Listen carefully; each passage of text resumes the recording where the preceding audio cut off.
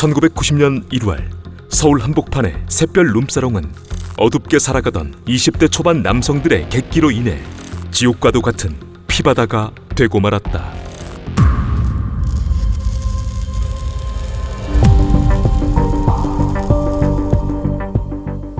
(1990년 1월 28일) 밤 9시경 20대 남성 2명은 1, 2차 술자리를 마친 뒤 3차로 서울 구로동의 샛별 룸사롱을 찾게 되고 여종업원들을 불러 자리를 이어나갔다. 그들은 시간이 지나며 여종업원들에게 2차를 원했으나 불편했던 여종업원들은 이를 거절했고, 그러자 그들은 그런 술집이 어디 있냐며 난동을 부리게 되는데, 이때 오랫동안 업소를 운영하며 그쪽으로 잔뼈가 굵었던 가게의 사장은 어디 와서 까부냐며 남성 2명을 내쫓아버렸다. 결국 쫓겨난 그들은 사장과 여종업원들에게 이후 분명 후환이 있을 것이라 위협했으나, 오랫동안 물장사를 해오며 별 사람들을 다 만나본 가게 사장은 그들의 위협을 그저 동네에서 노는 애들의 객기로 여겼다. 이후 상황이 정리되자 가게 사장은 여종업원들에게 가게를 정리하고 일찍 들어가라 당부한 뒤 먼저 귀가하게 되고, 이때 2명의 여종업원들은 한 잔 더 할까 싶어 가게에서 웨이터로 일하던 남자친구와 인근 당구장에서 일하던 남자친구를 불러 술자리를 하게 된다.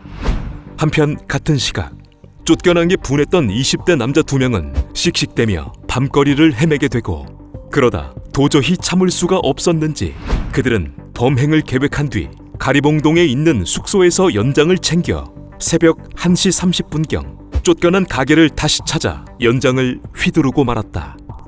가게에서 술을 마시고 있던 여종업원들과 남자친구들은 갑자기 들이닥친 광기 어린 그들에게 속수무책으로 당할 수밖에 없었고, 남성 2명은 연장으로 4명을 숨지게 한 뒤 달아나 버렸다. 사건 다음 날 다시 가게로 나온 사장은 유혈이 낭자한 충격적인 현장을 목격하게 되는데, 멀쩡했던 가게 안은 전과 달리 끔찍하고 처참하게 변해 있었고, 여종업원 2명과 그녀들의 남자친구 2명이 숨져 있었던 것이었다. 이후 신고를 받은 경찰은 사건 당시의 상황을 전해 들은 뒤 지문과 머리카락 그리고 현장에 남겨져 있는 범인의 흔적들을 수집해 수사를 시작했고, 동종 전과자들과 최근 출소한 자들 중 24살의 조경수, 22살의 김태화가 용의자로 드러났다. 그런데 이들에 대한 수사를 이어나가던 경찰은 그들이 이미 지명수배범이었다는 사실과 충격적인 그들의 과거를 알게 되는데, 샛별 룸사롱 사건의 용의자인 조경수와 김태화, 그들은 어떤 자들이었을까? 조경수는 전남 나주 출신으로 중학교 때까지의 성적은 하위권을 맴돌았고, 그렇게 가정과 학교에 적응하지 못한 그는 고등학교에 진학하지 못했다.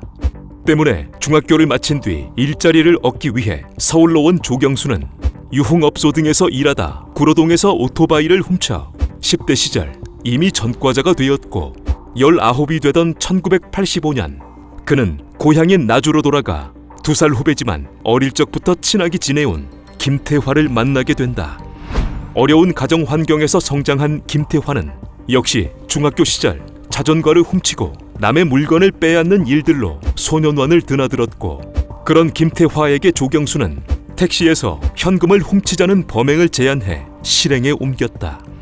그렇게 그들은 10대 후반부터 특수강도 혐의 등으로 5년형을 선고받고 옥살이를 하다 1989년 12월 출소했으나, 이후에도 정신을 못 차린 그들은 3천만 원을 모아 술집이나 차리자는 허황된 꿈을 꾸게 된다. 이후 3천만 원을 모으려 했던 그들은 수단과 방법을 가리지 않고 밤거리에서 사람들의 돈과 심지어 자동차까지 빼앗았으며, 그렇게 생긴 돈으로 그들은 샛별 룸사롱 사건 26일 전인 1990년 1월 2일 광주의 백양 룸사롱이라는 곳에서 술을 마시게 된다.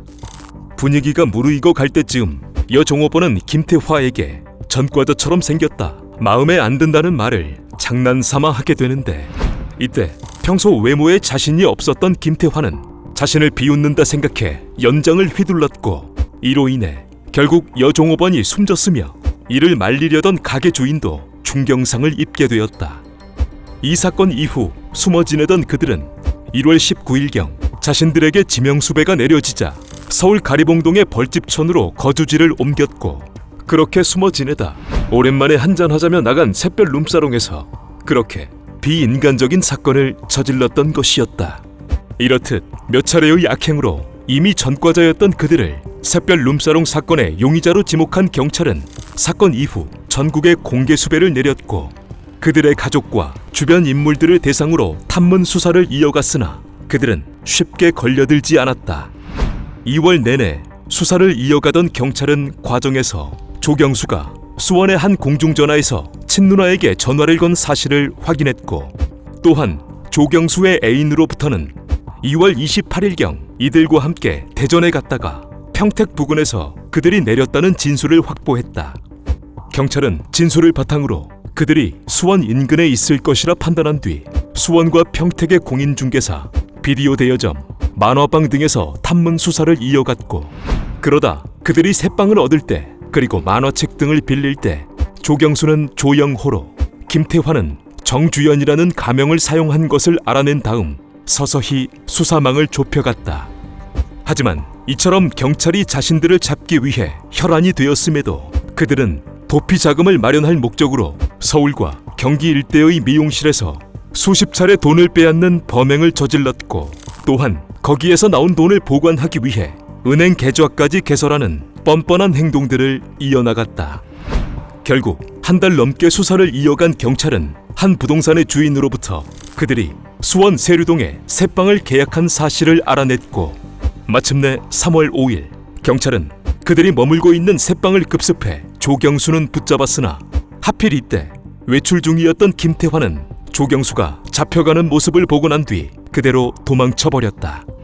그렇게 도망친 김태환은 잠적하지 않고 오히려 돌출 행동들을 하게 되는데 김태환은 부동산 주인이 자신들의 은신처를 제보한 것을 알고 그 주인마저 어떻게 해버리려 했으나 부동산의 셔터가 내려져 있어 일을 저지르지 못했고 조경수가 잡힌 지 나흘 뒤인 3월 9일 김태환은 한 언론사와 경찰에게 전화를 걸어 어이없는 말을 하게 된다.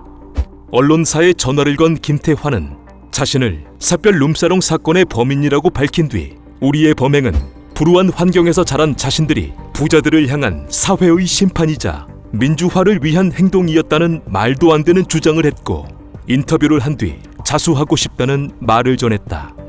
또한 당시 수사를 총지휘하던 서울지방경찰청 형사과장에게 전화를 걸어서는 감형이 되도록 자수 규정을 적용해 줄 것, 현상금을 1천만 원에서 3천만 원으로 올려 2천만 원은 인천소년교도소에 1천만 원은 광주소년교도소에 보내줄 것, 조경수와 통화할 수 있도록 해줄 것을 요구했고 이 세 가지 요구를 들어주면 자수하겠다는 말을 전하기도 했다. 당시 수사 관계자들은 그의 이러한 황당한 행동에 대해 자신들이 불우한 환경에서 차별을 받으며 성장했다고 이야기함으로써 동정심을 받아 형량을 낮춰보려는 얄팍한 수작이었음을 언론에 전했다. 결국 3월 9일 김태화도 검거되었고 이후 현장 검증에서도 뉘우침 없이 태연했던 그들에게는 1심과 2심에서 모두 법정 최고형이 선고되었다. 하지만 이들은 과정에서 자신들은 심신미약이었다고 주장하며 대법원에 상고했으나 대법원은 상고를 기각, 원심을 확정했고 그들의 형은 1991년 12월 집행되었다.